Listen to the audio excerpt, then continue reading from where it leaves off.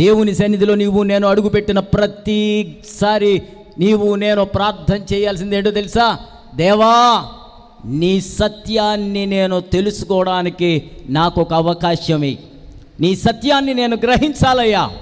ఈరోజు ప్రసంగం నాకు అర్థం అవ్వాలి, ఈరోజు ప్రసంగం నాకు అర్థం అవ్వాలి. క్లాసులో లెసన్ అంతా చెప్పిన తర్వాత మాస్టర్ ఏమంటాడు? రే, ఇవాళ పాఠం అందరికి అర్థమైంది కదా అని అంటాడు. అర్థం అవ్వలేదని అంటే ఎక్కడ దెబ్బలు పడతాయి అని అందరూ తలకాయ ఊపేసి వెళ్ళిపోతారు బ్యాగులు తగిలించుకొని. ఇక్కడ ఆల్రెడీ పని చేయాల్సిన పని లేదో. లెసన్ స్టార్ట్ అవ్వకముందే దేవా, నీ విషయములను తెలుసుకోవడానికి నాకు మనస్సును తెరువు, నా హృదయాన్ని తెరువు. అలనాడు శిష్యుల యొక్క హృదయమును మనస్సును నువ్వు తెరిచావు. ఈనాడు నా మనస్సును తెరువని ప్రార్థన పూర్వకంగా నువ్వు కనిపెడితే దేవుడు తప్పనిసరిగా కార్యం చేస్తాడు. చదివే బిడ్డ.